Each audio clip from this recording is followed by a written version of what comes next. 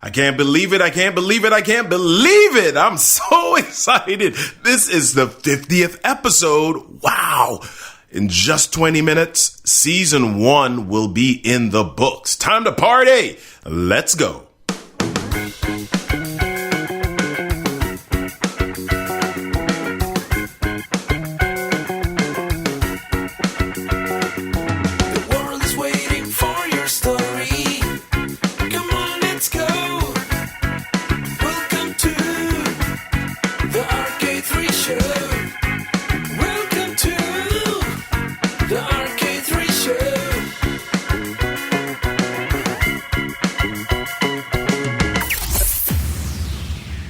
Hey y'all, it's the Ep50 show. I'm Robert Kennedy III, Ep50. That's me. This is episode 50.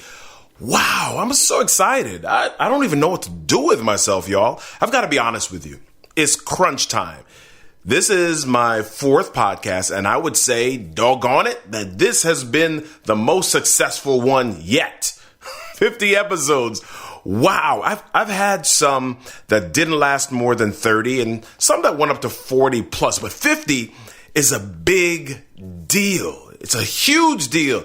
It means several things. First, it means I've had some amazing guests, had some awesome life-changing conversations.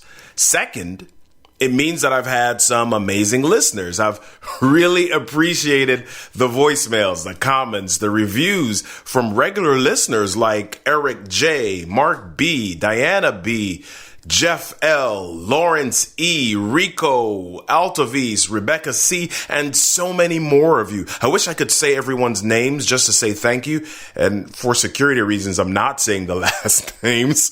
But it just means so much that you would listen. The third thing is that 50 episodes means that we're at the end of season 1 and we're heading into season 2. Yay! At the beginning of season 1, I had quite a few people email to say, hey, we absolutely love your theme music. Welcome to the Ep50 show. All right. As a matter of fact, Eric, his son, sent in a voicemail a few months ago. Welcome to the Ep50 show. Catch your mind well. That's what happens when your son is listening to your podcast all the time. Thanks so much for the great information. Eric Jean-Baptiste out.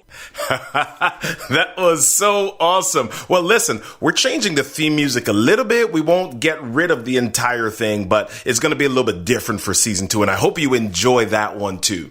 I'm excited about the new season. We've already got some great interviews in the bucket with people like ex-NFL star Merrill Hodge, Trailblazer Carla Cannon, David Villa, former Barack Obama spokesperson Anton Gunn, movie producers, NBA players, WNBA players, million-dollar professional speakers, and storytellers. OMG, it's going to be a good season. I can't wait. So today, I wanted to share some of my favorite moments from season 1.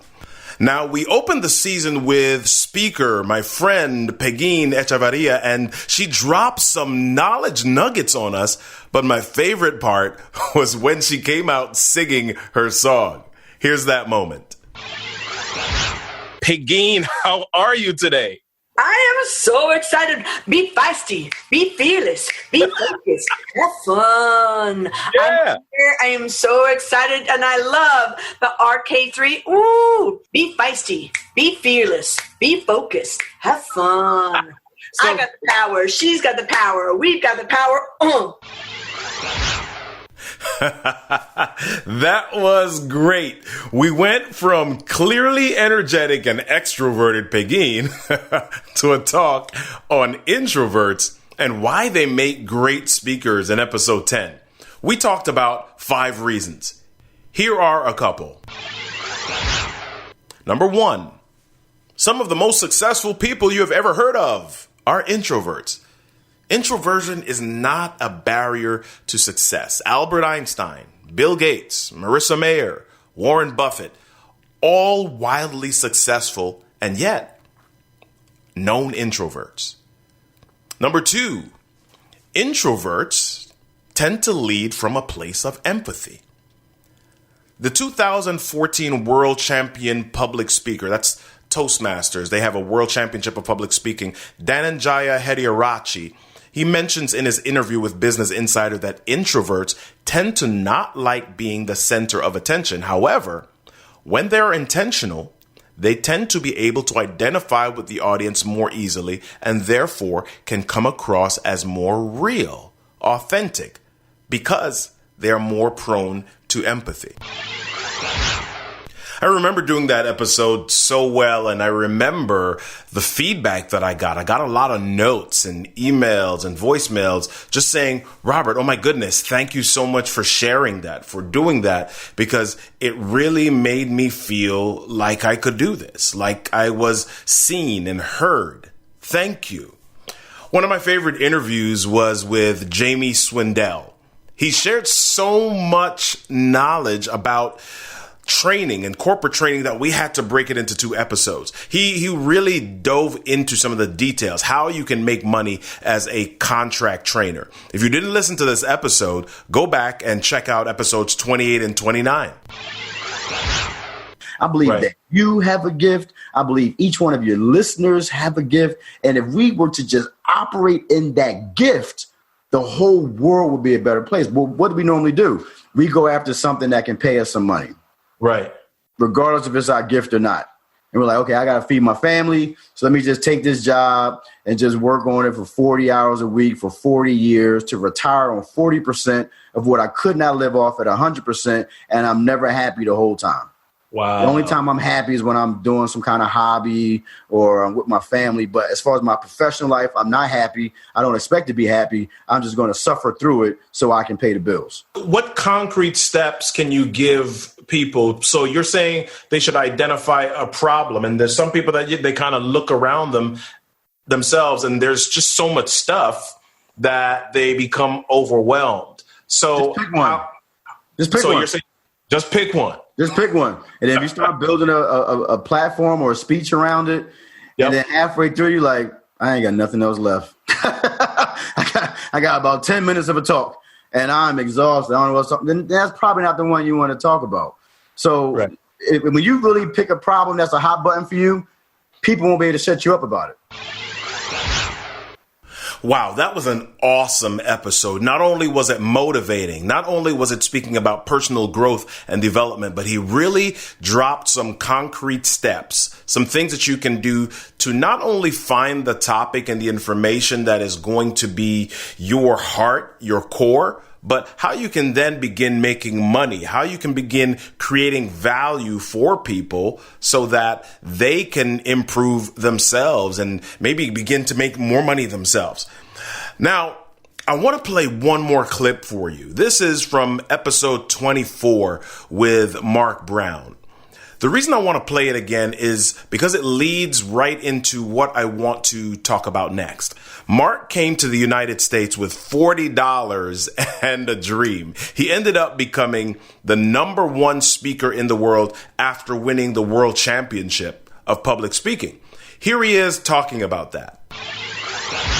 Yeah, I was 18 years old. I had $40 in my pocket, and my father, I don't want anyone to think my dad was a bad guy. My father, at the age of 47, made a critical decision with a wife and 3 teenage kids to start life all over again in the land of opportunity. And he sold everything he had. And all he could afford to give me at the time was $40 and to send me to the Bronx, New York, to live with his sister, my aunt, who was a divorced mother of 2 children.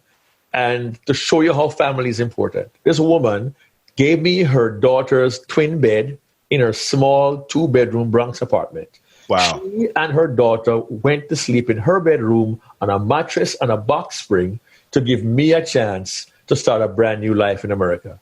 Family will do that for you. And my father had the faith, God bless him, to believe that he could start over at 47 with 3 teenage kids and a mother in a new country and make it. And I would make it on my own. Very briefly, I saw my father really become my hero when he sat in the American embassy in Kingston and told the consular officer in front of my mother, my siblings, and me. He told them he was willing to take a job as a food clerk in a market just for the opportunity to start life in America. He passed away in November of 2017 at 84, after living a long, healthy, productive life.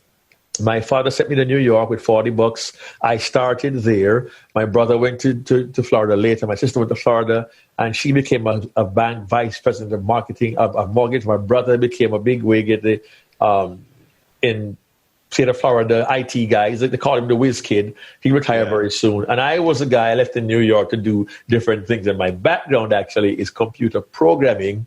Wow.